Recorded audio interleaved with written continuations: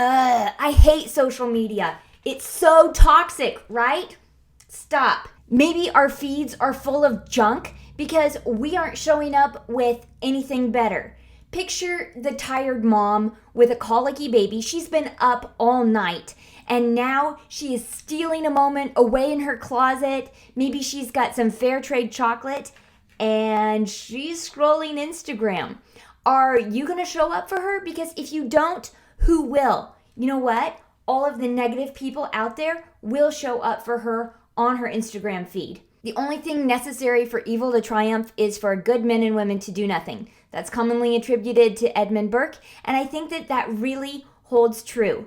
I don't think you've already given up on improving the world and the physical and mental health of families and business professionals and athletes and seniors in your community. So what are we going to do about it? Hi, I'm Jenna with Adjust Your Media. Let's change more lives by changing your marketing.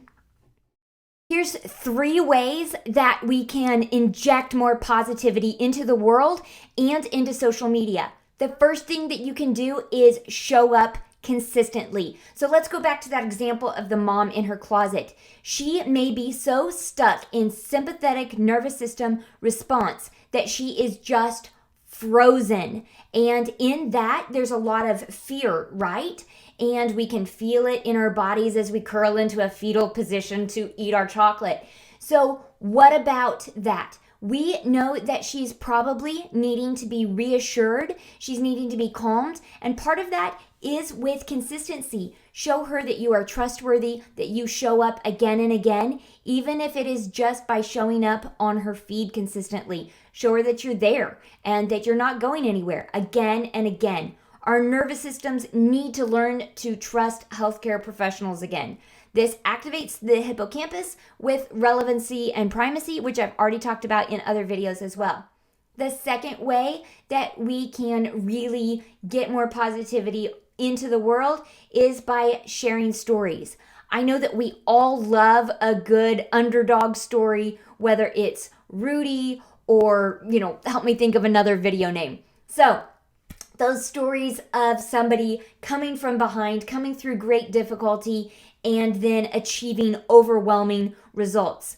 Let those results speak for themselves. Maybe you have a patient who has an amazing story, or maybe it's something smaller but no less significant in their lives. Maybe it is someone who just had a great night's sleep and had another one and had another one. And that has been able to impact their mental health and their family connections just because they're sleeping better. It doesn't have to be they suddenly got up and walked. So neurologically, our RAS filters out the information and brings to the forefront what is familiar and what resonates with us. And stories have a great way of doing that. We picture ourselves in them, even if we've never played football. We tend to try to see how it relates to us. And when we can see ourselves in that story, we go, oh, I wonder if getting adjusted would help me and my family. The third way is to tell them what's in it for them, results and hope.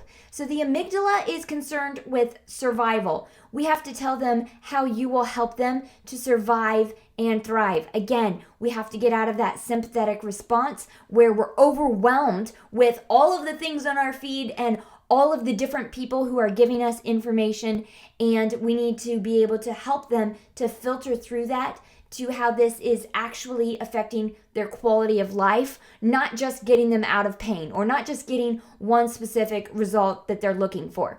So if you could help just one person more, would it be worth it to you to show up online, even though it can be a really toxic space?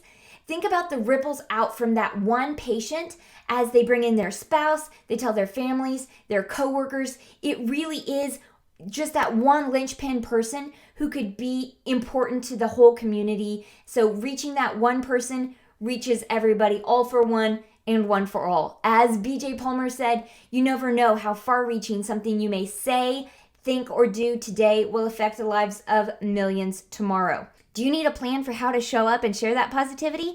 My guide, Instagram for Kairos, is a great first step. Click to download it. Still hesitating about the power of social media and how to wield it? Click the next video to see how to increase your impact and grow your community.